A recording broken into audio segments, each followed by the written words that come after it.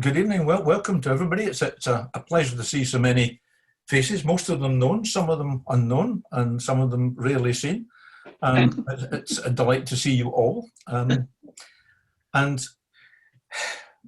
speaker tonight, he's sitting right in the top centre of my screen, but probably not yours, is Chris O'Connell, whom I met about 10 years ago when he first came to join Scottish Canals. And I became very envious of him when he was able to unroll the linear map of the canal all the way down the length of our tea room. And I thought, oh, how I'd love to have things like that to look at. So the lucky man has all of that, but he has responsibilities as well. He's heritage manager now for Scottish Canals. And he has the difficult act of trying to balance heritage when people are trying to operate as a going concern, a 200-year-old museum piece, effectively, which we know and love as the Union Canal. So tonight is all about this balance between heritage and the working life. Without further ado then, let me introduce Chris O'Connell. Chris, take it away. Thank you very much, everyone. I'm just going to share my screen.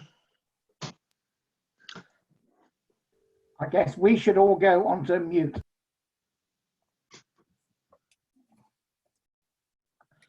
Now, can you see all that? Sorry, you're on mute now. David, can you see that, David? Nothing comes through. I've still got 24 people showing. Yeah, So we can't see it. Okay. You can see it. No. No, Oh. no. Sorry, problem. Take it. We have practiced this, by the way. It did work the first time we It practiced did it. work, didn't it? Past performance is not always an indication of future performance. Kind of spoils the fun if you practice, but there we go. Yeah, that's okay now. Ah, Now, can we see something? Yeah. yes. Okay, well, let's. I can't now see my notes, but whatever. We'll just go for it. So, yeah, so it's a quick roundup, well, a 40-minute roundup, I guess, of work on the Lowland Canals, mostly the Union. We might stray into the Forth and Clyde a bit. It's been a hell of a year. You know, we've had the pandemic. We've been working at home, most of us, since the 28th of or 24th of March last year, which has had its own challenges, as you can understand. We've had to strip back our maintenance and the operations. I can't speak too much about that because I'm not involved in the boat movement, but you'll have all experienced some of that, I'm sure. So the pandemic certainly didn't help. And then halfway through the year, you may have heard we had a small hole knocked through the canal. Photograph on that first slide. Now, what I want to talk about, and I've got some really great news that's just literally broken as of St. Patrick's Day last weekend. I wanted to run through a new piece of, well, not legislation, but a new regulation that's come into play for us, which is going to make a big difference to how we operate. So you'll know that the canals are scheduled monuments, and you'll know that, well, you may know there's a number of these class consents under scheduled monument, and some of these are pertinent to us. So we've got our class 3 consent, which allows us to undertake our routine maintenance. Obviously, when they're putting this legislation in place, they understood that we're an operating canal. We're not saved in aspect. We're not a historical monument not to be touched. We need to work and we need to undertake maintenance. So that is a very useful class that we can apply. Well, we don't even actually apply. I just make that decision that the work falls under that class 3. The same with class 4, repairs and machinery and maintenance. And that might be changing the cogs on the bascule bridges on the Forth and Clyde. It wouldn't be upgrading them from manual to electric or hydraulics, but it would be the maintenance of the machinery, the historic machinery on those bridges. And then we have our class, sorry, that's class 4. And then we have our class 5. So the Muravenside breach was undertaken under class 5. Because it's emergency work, it's clearly an emergency, and you have to get in there, and we have to make the minimal repairs necessary to stabilize the situation. And then the last class consent is a class 7, otherwise known as a section 17. Now, this is what we have just signed with Historic Scotland. We are the first external body in Scotland to have this Section 17 agreement with Historic Environment Scotland. They have their own agreement with their own properties in care. So, you know, Edinburgh Castle and Stirling Castle and the like. And they've been trialing that for the last 5 years or so, I would say. And for the last 3 years, I've been beavering around and our teams trying to get our Section 17 in place. And what it allows is a list of works that above and beyond routine maintenance, that aren't the class 4 or aren't class 5 emergency works, but they're not quite routine, but the risk to the monument is deemed to be relatively low. So we can be talking about things like the excavation for service trenches, the introduction of telemetry sensors on the side of the canal. We'll have a look at all this work as we go through. The installation of concrete foundations for CCTV cameras, the replacement of the lock quadrants on the Canal. And I guess the biggest element in there is the wholesale replacement of lock gates and the equipment needed to operate lock gates, including upgrading from hydraulics to electrical actuators. And that's a big piece of work we're undertaking on the Caledonian over the last few years. And all of this work would have normally fallen under a full SMC, Scheduled Monument Consent. Now, on a busy year, we can be putting in 50 of those a year. I mean, this year, over the winter works, I'm putting in 1 a week, maybe up to 6 a month. We think that this Section 17 will account for at least 50% of all of that work, if not more.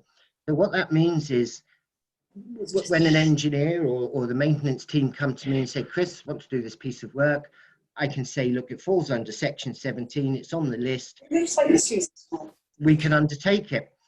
Rather than me going back to them saying, yes, that needs scheduled monument consent, me spending a week writing the consent, sending it into Historic Scotland that sits there for 2 months while we wait for them to consent something that we know they're already going to consent. Yeah. It completely removes all that red tape, but it is a testament to our working relationship with HES. Now, I know some of you'll go back with Historic Scotland, and I think there may have been a term you used called Hysterical Scotland. I vaguely remember. And I think it's a testament to all of our work, not just what we do in the canals, but everybody involved. We've demonstrated how much we love the heritage of the canals. We've demonstrated how we're an operational business and that we need to undertake these works.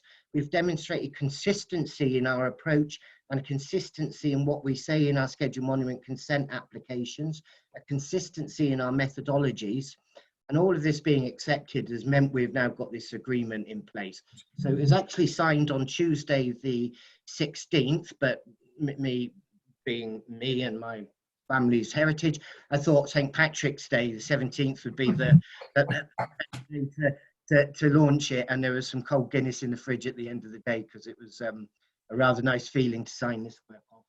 So that is just breaking news. It's now published on HS's website, and I do urge you to go and have a look and get into the detail of it. So, and you're the first group that I've told publicly as well, just as an aside. Now, Union Canal Ravenside Breach, you know what happened, the flood event, the storm, embankment 78 just outside of Polmont there.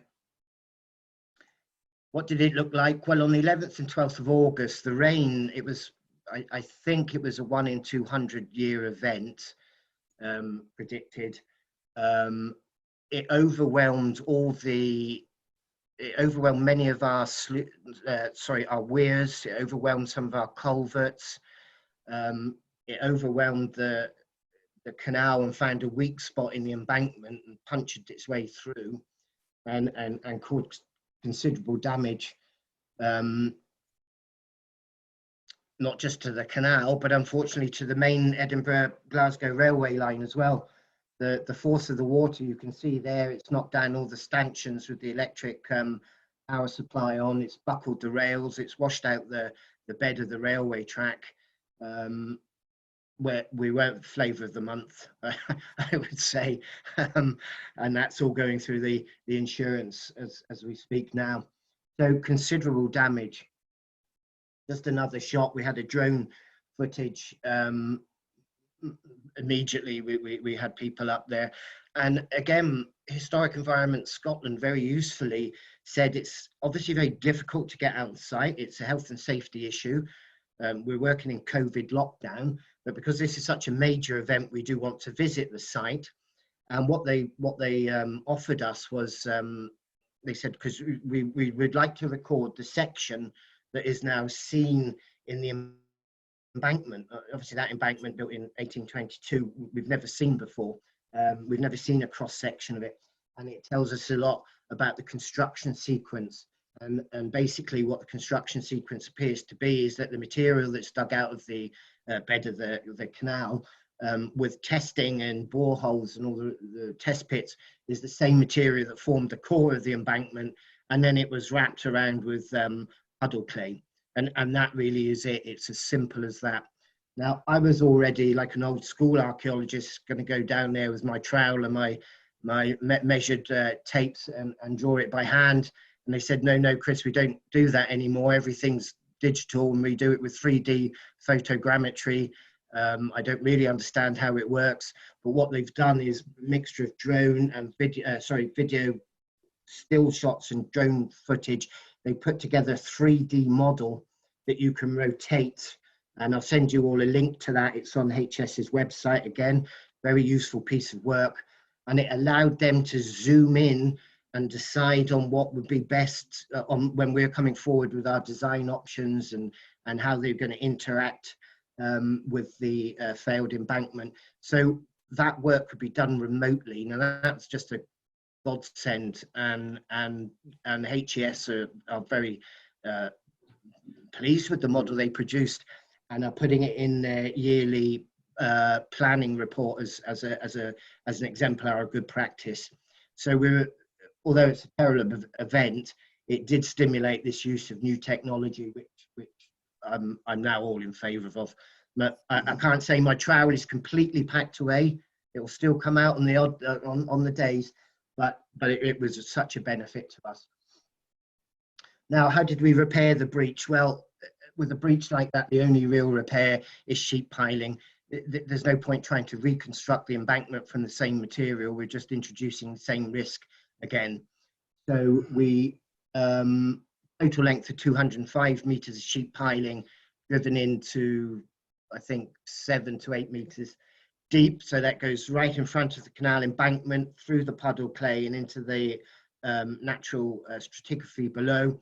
And then we put all the puddle clay back and it seals it all in place. So we'll just have a look at that. Now, obviously you won't have been able to see this work because the canal towpath was closed, but we do have some pictures. Now you can see that's the top of some of the sheet piling being capped there in that pictures. They worked through the icy weather conditions. They just worked straight through. And again, with HES, because we did have to get SMC with this, we met with HES before Christmas, said, these are our design proposals. Can you fast track them? We're still in an emergency situation. We can't let this go on. And they turned this major piece of work around. Well, I filed it on the 24th of December, just got it in on 5 to 5 Christmas Eve. And we got our consents back on the third week of January when they got back. So no 2-month waiting period, and also no referral to ministers. So for big projects like this, HES may want to consent it, but would refer it to ministers for their final approval. And we managed to detail the work so thoroughly and made the justification so well that wasn't required. And our justification was basically some finished shots. Our justification, well, I'll come on to that in a minute. Let's have a look at these. So I want to show you on the left of my screen. Can you see my mouse? Yeah. Yeah. You'll see what looks like sandbags. Now, I had quite a debate with the estates team here, and it's not a debate I haven't had before. It's that wherever we put pilings, the estate team see the opportunity to put moorings. and that's fine. But in this particular location, it's quite a rural aspect.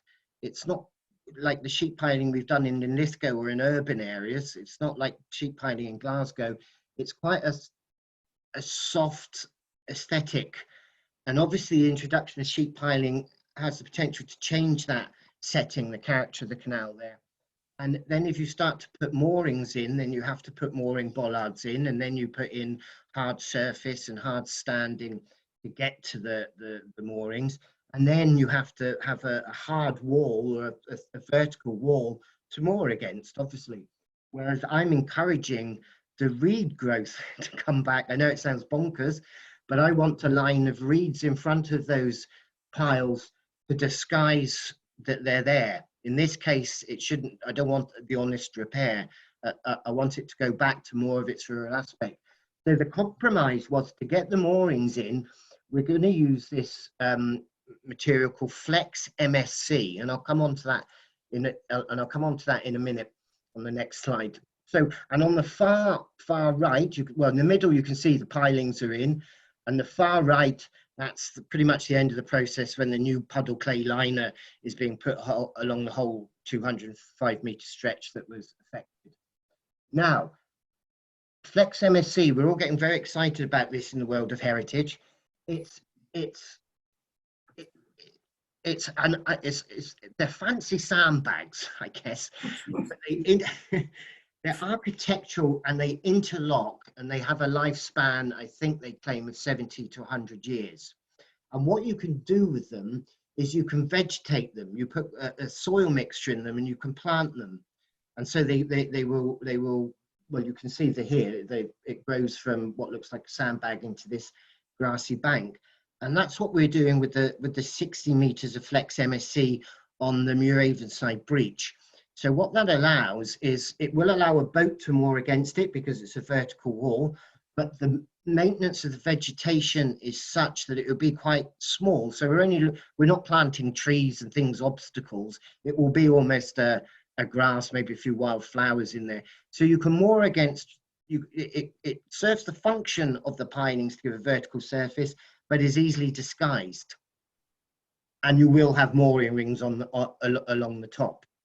So that's a solution we're looking at. We've trialed it in Muiravenside. HES are quite excited about it. We're looking at other areas where we've had failed embankment, well, maybe not failed embankments, but erosion embankments, you know, in winding holes and scour spots. And we're looking at deploying this as a means of bank protection as well. So keep your eyes posted for piles of sandbags popping up. It's all legitimate. It's our Flex MSC, and that's really what it finished. That's the finished look now. Obviously, it's not vegetated over, and you can see the top of these sandbags of the Flex MSC there, and the towpath back in its original alignment. The canal has pushed out by just shy of ½ a metre to accommodate the piles. But effectively, we've kept that nice line, and once that's vegetated next year, you wouldn't know that there'd been a substantial breach there. So a nice piece of work, I think. So that kept us busy, as you can imagine. That took several weeks to. Well, we've only just finished getting that all done. So a major job. Just another view. You can see there where the piles have to jut out just to get them in as a return, but again that will all cover over eventually. Now, on the back of the Muiravenside breach, we went to, or Richard Miller and Catherine Topley went to ScotGov and said, you know, this has really highlighted an issue for us and the issue of climate change, and this is very much on ScotGov's radar, as you can imagine. We need money, you know, we need a capital, we need some investment to try and build in extra resilience on the Union Canal. The Union Canal, particularly because the embankments are quite often made of this glacial till, which is particularly in and around Linlithgow, it's quite a soft material, and would appear to be easily eroded and punctured through.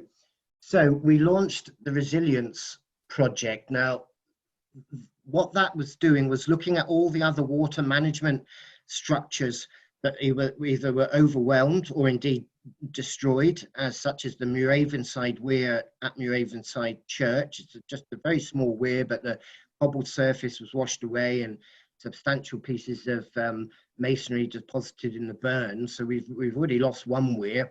We had culverts that had got blocked with I think a tree, or the trash screen had come off. Gabion basket supports had been knocked away.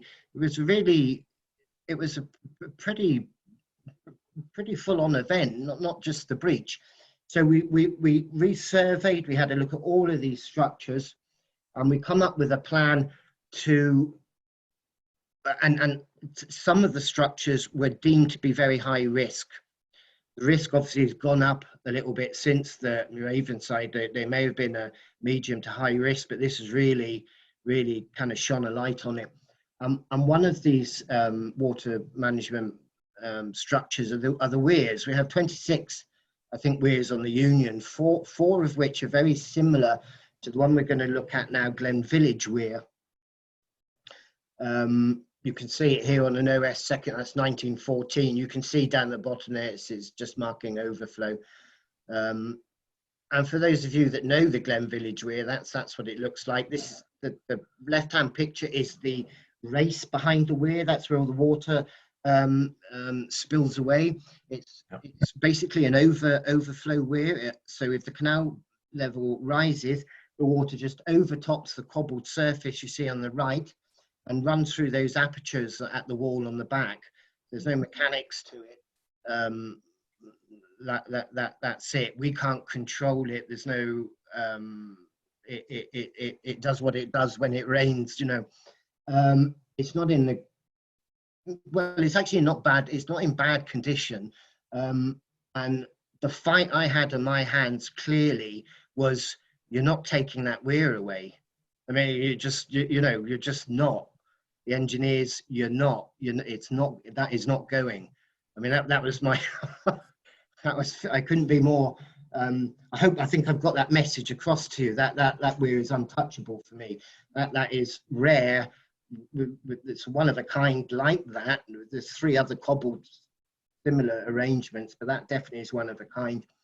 And what the proposal was, and this is where we'll talk about the justification I had to make to HES, was that we replace our weirs with modular concrete structures that are buried and regulated with a sluice, and there'll be telemetry installations next to it that automatically reads water levels, etc. Not dissimilar to something like NGI WMS, so we can be a bit more reactive.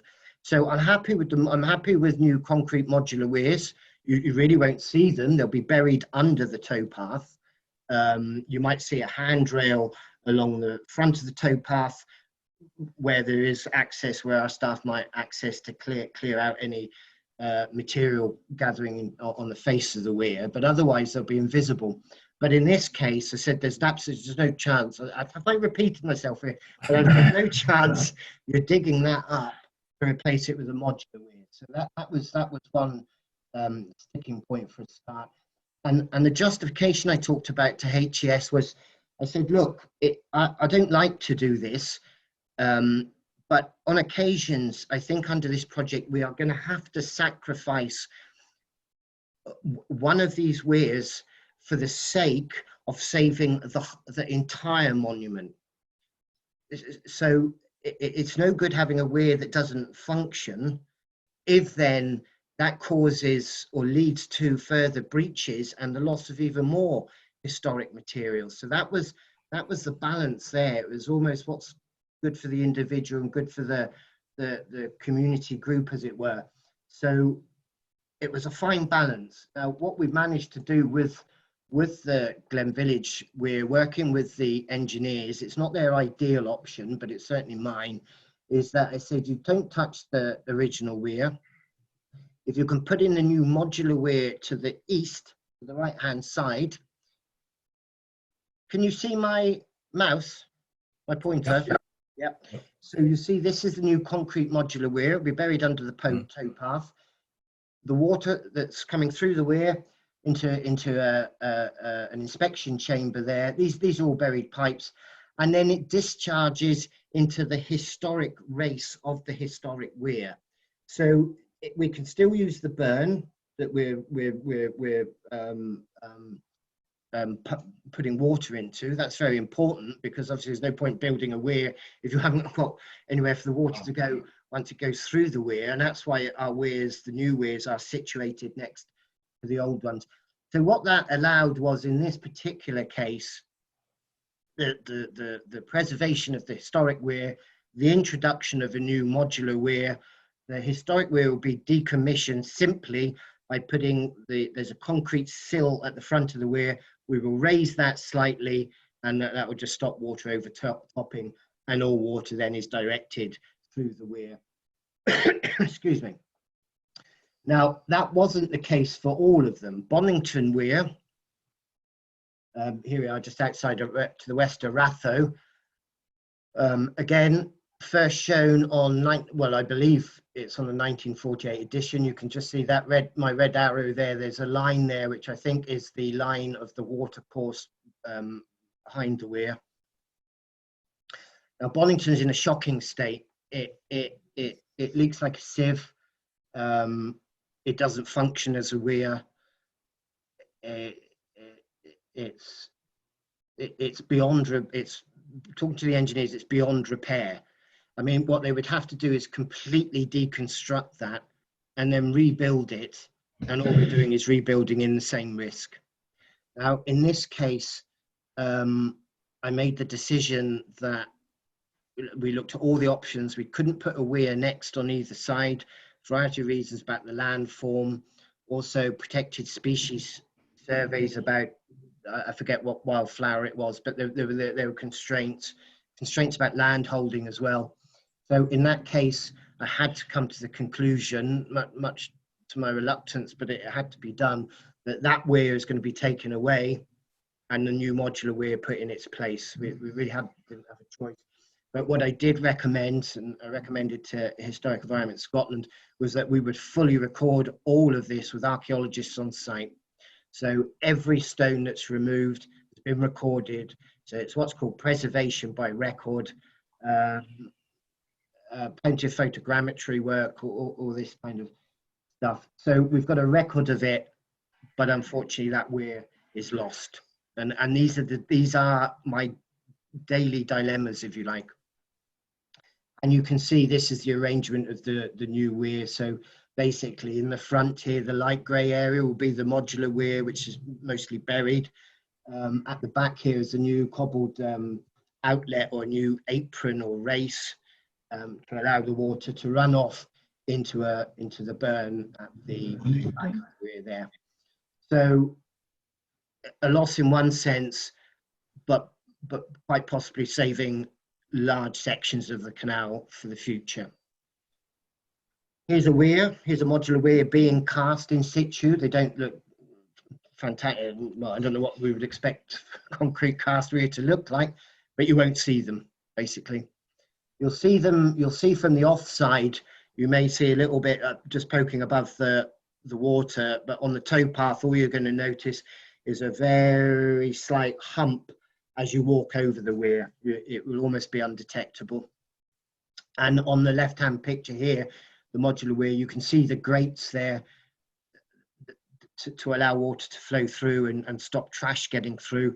And there was much debate about what size the grates were, because they may have to let fish through because of SEPA and Nature Scot regulations. So they've got to be fish-friendly grates, but also not very trash-friendly and stop all the debris getting through.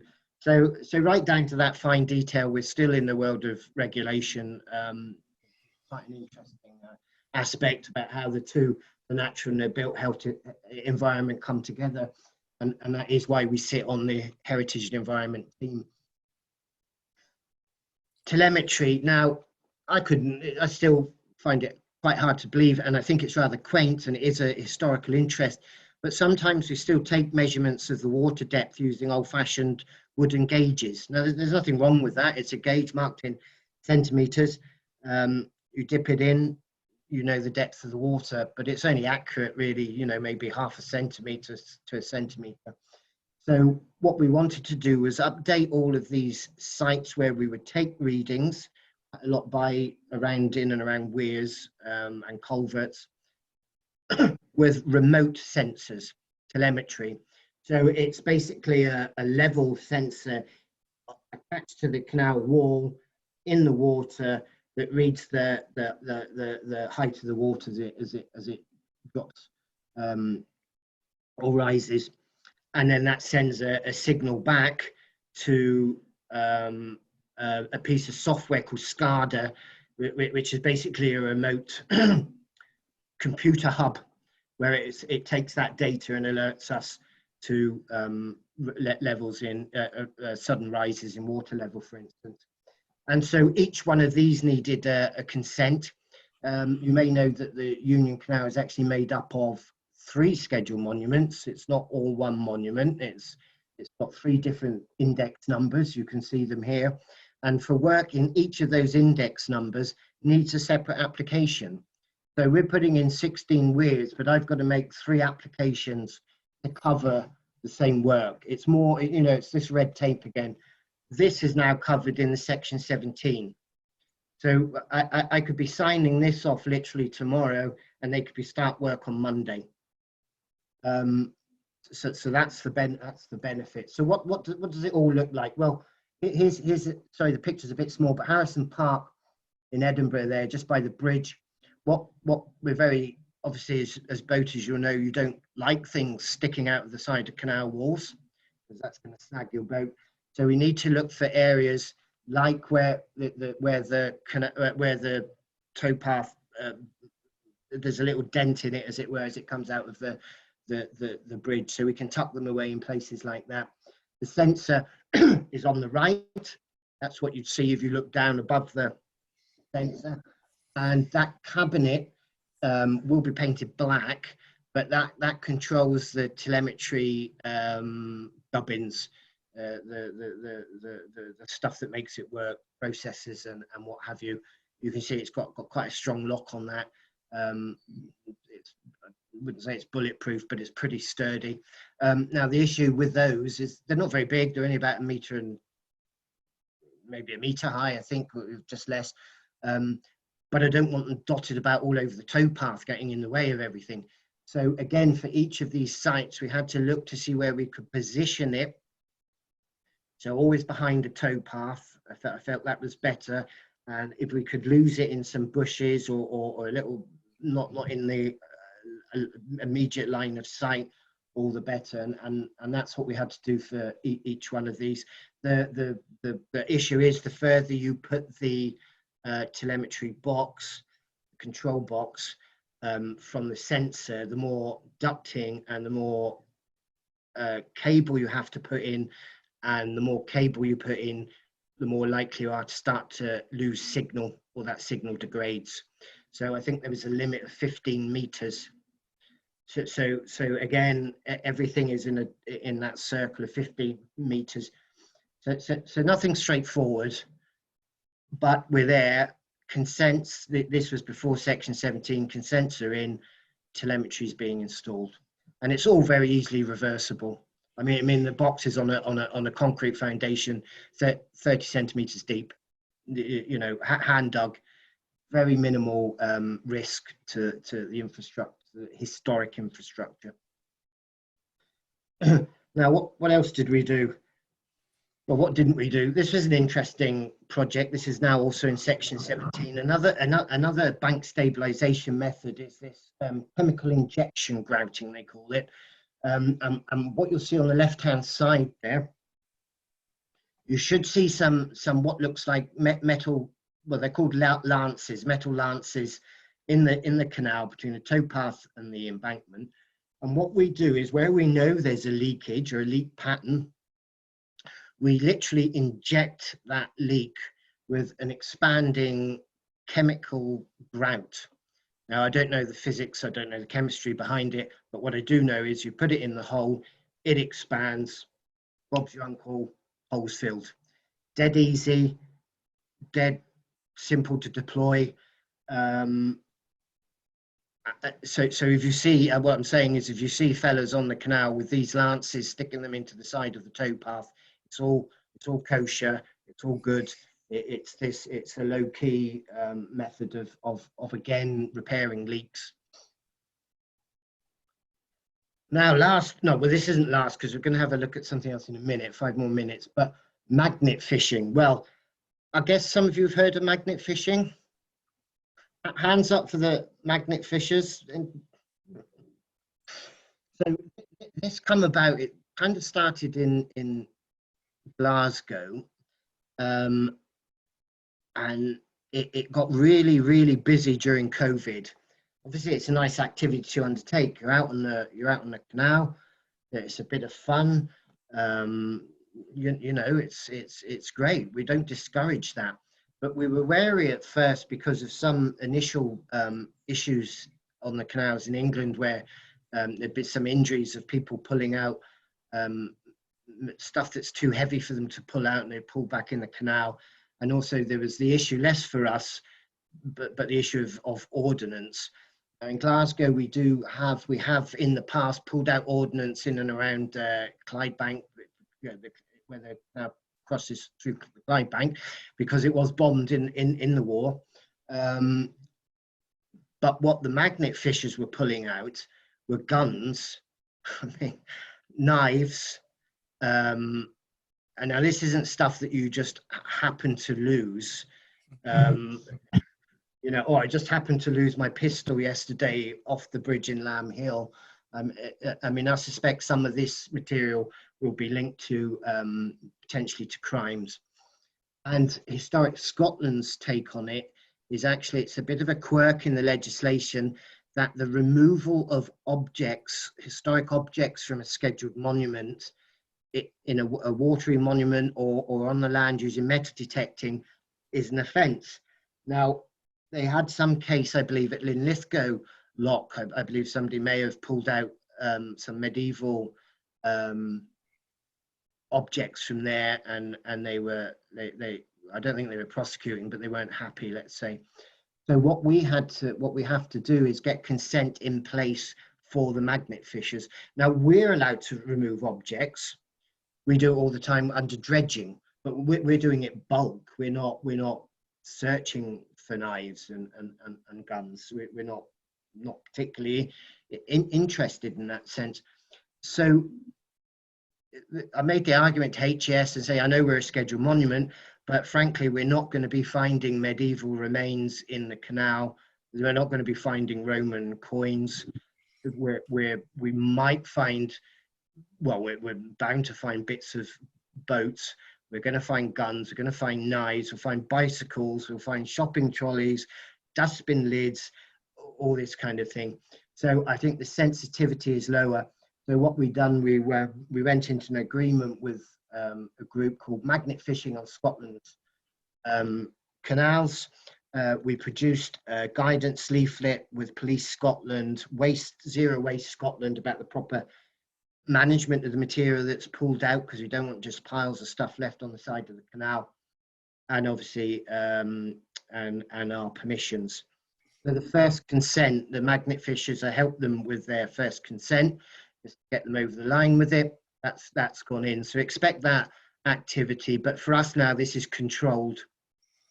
We've got a say in how it's being managed, whereas before it was just getting a bit rampant, shall we say. So a shaky start, but a really good end, I think, for the magnet fishing.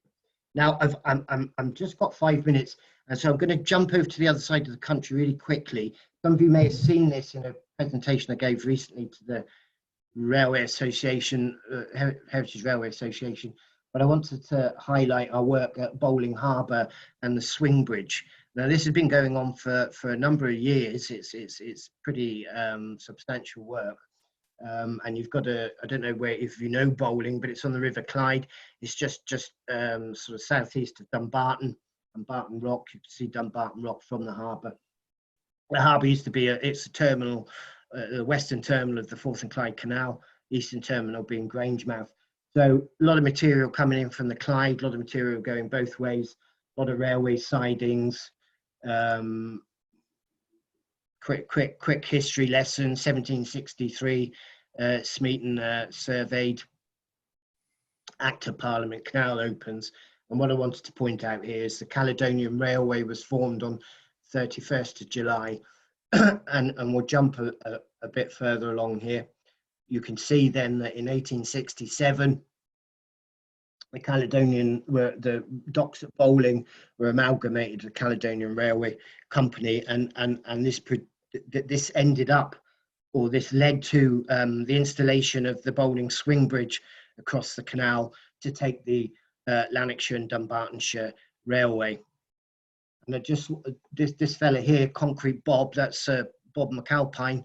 The arches at Bowling are made from mass concrete, which he tinted pink to try and mimic some of the sandstone colour of the basins and the harbour walls. And he was so enamoured with this new technique of mass concrete that he got the moniker Concrete Bob. So, and it's one, I think it's either the second or the third earliest use of mass concrete in Scotland. So again, it's something we're quite proud about.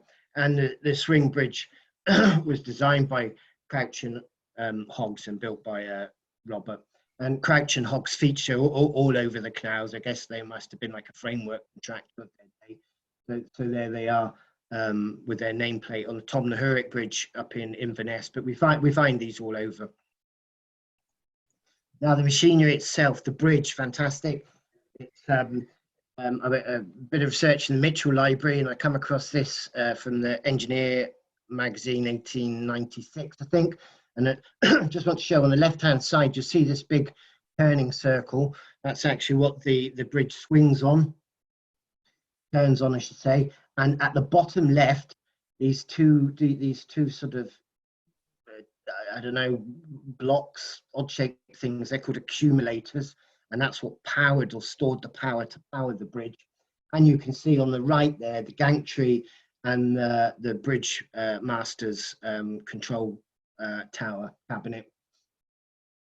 Now, the machinery to turn the bridge, it was supplied by a company called Glenfield, Kilmarnock. They're still in existence.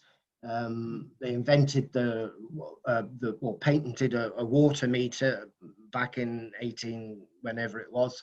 They're still in place. They're still working. And this is some of the original machinery. You can see that's part of the water metering, the water inlet valve, which powered the steam engine that powered the bridge swinging. And you can see some facts there: £1,000 producing 100 revolutions. And what we discovered also during the works, which we hadn't been seen for years, because in the arches, the swing bridge is built on a series of arches, and in one of those arches, it contained these actuators. But basically, actuators are like rechargeable batteries. And here they are. So in one of the arches, as I say, we took the floor up, and lo and behold, that's the actuator on the bottom left and in the center.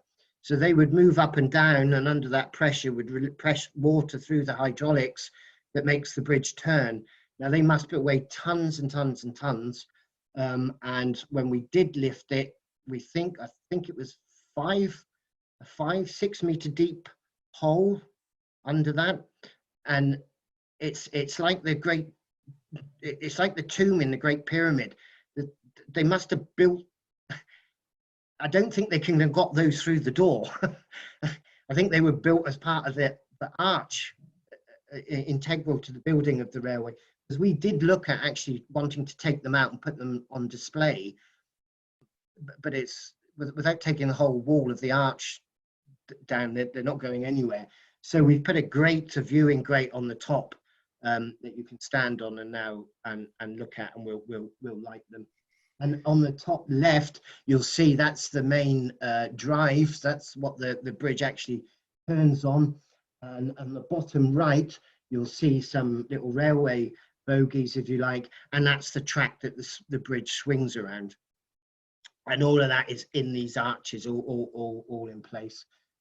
Just quick I'm going to wrap up now, but a quick shot there. You can see that chimney's not there. That's the chimney that was associated with the steam engine. There's a picture of the bridge in its open position, and also that little bascule bridge in the foreground, also open to let the full-masted vessel through. A view from, I rather like this postcard, Highways of the World it was called, but that's a view from the bridge master's control cabinet. That's what it looked like. This is what it looks like now after cleaning, powering off all the rust, mending the girders and all the components of the bridge. So it's starting to look quite smart. Isn't it just? It's rather, yeah, it was a lot of work, but it's well worth it. That now has got a proper paint finish that will last for another 60, 70 years, hopefully, and keep the rust at bay. And this is what we're designing it for. It's part of the national cycle route. We want to re-establish the bridge as almost like one of these high lines, and we'll plant it up, and you'll get great views across the Clyde. We're intending to put interpretation all along this bridge as well. So it will be a high line, a kind of a garden, a raised garden, if you like. And the point of all of this is to reconnect Bowling Village Centre with the canal, and our next port of call, excuse the pun there actually, but we're looking at Bowling Harbour. We're looking at developing that now, potentially. I mean, we've got a question mark. Could it be a marina? That's where our thinking is going. Yeah. So on that note, I'm gonna finish, if that's okay, and I'll stop sharing. And is that finished?